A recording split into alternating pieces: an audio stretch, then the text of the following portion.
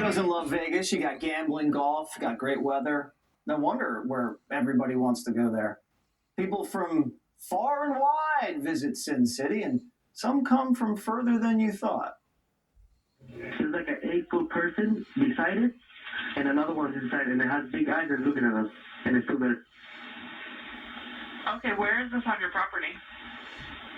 In my backyard. I swear to God, this is not a joke. This is actually, we terrified it. So there's two people or two subjects that are in your backyard? Correct, and they're very large. They're like 8 foot, 9 feet, 10 foot. I don't know. They look like aliens to us. Big eyes. They have big eyes, like I can't explain it. And big mouth. They're shiny eyes, and they're not human. They're 100% they're not human. So the guy's on mescaline, or are there aliens in Nevada?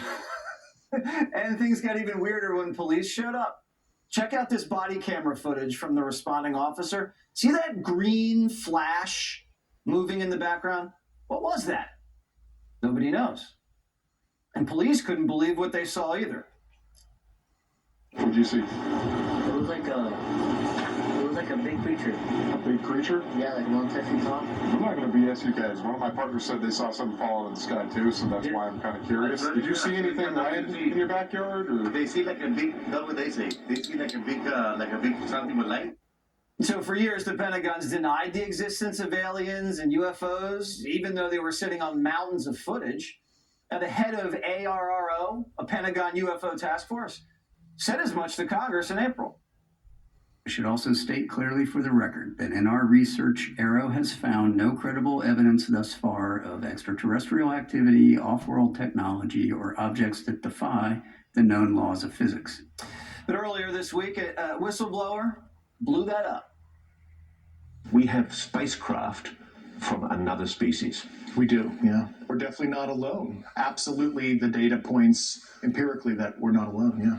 Do we have bodies? Do we have species of? Well, naturally, when you recover something that's either landed or crashed, sometimes you encounter dead pilots. And believe it or not, as fantastical as that sounds, it's true.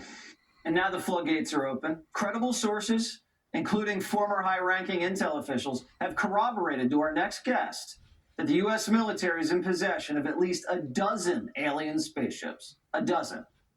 And reportedly, both our government and private aerospace companies are trying to reverse engineer the ships. One source even said, we're trying to fly these ships.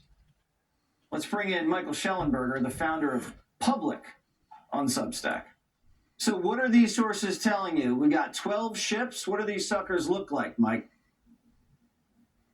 Good to be with you, Jesse. Yeah, I mean, the descriptions range from the classic disc shape to the triangular shape to another person described one of the ships as sort of a modified Huey helicopter or deep sea submarine.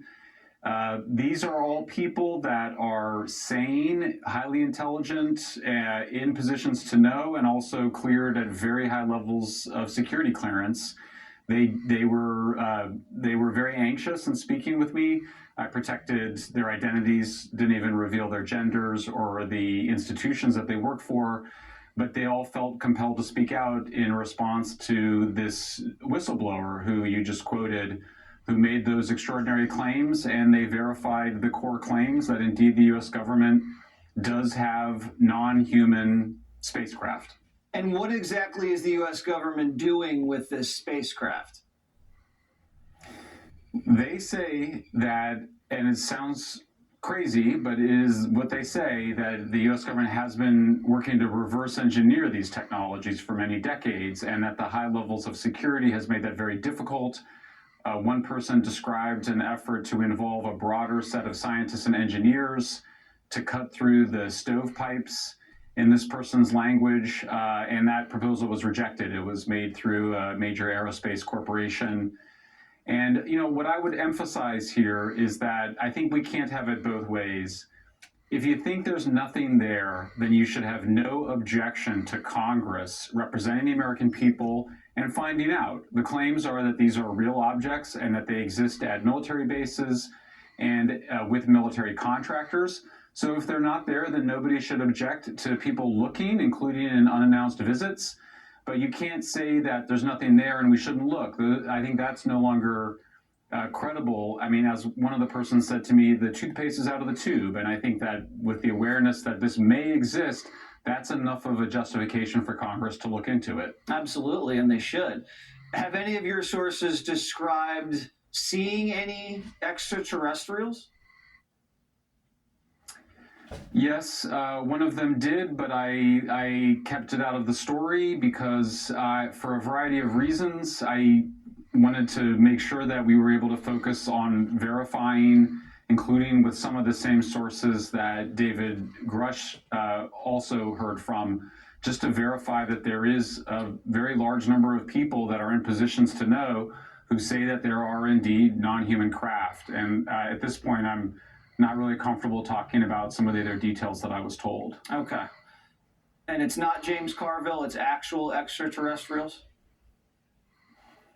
Yeah, I mean, it sounds absolutely crazy. And by the way, I should say, I continue to keep an open mind in both directions. I think everybody should. I think what's changed here is that you have a growing number of people who say this has gone on for long enough. We should not be subject to rumors. We are a democracy. We have control of our military and our intelligence agencies. And if they are hiding something from us, we need to find out. We're big boys and girls, and it may be shocking, the information, but it's our right to know that information. It should not be held from us. All right. Great reporting. Thank you so much, Michael. Thanks, Jesse.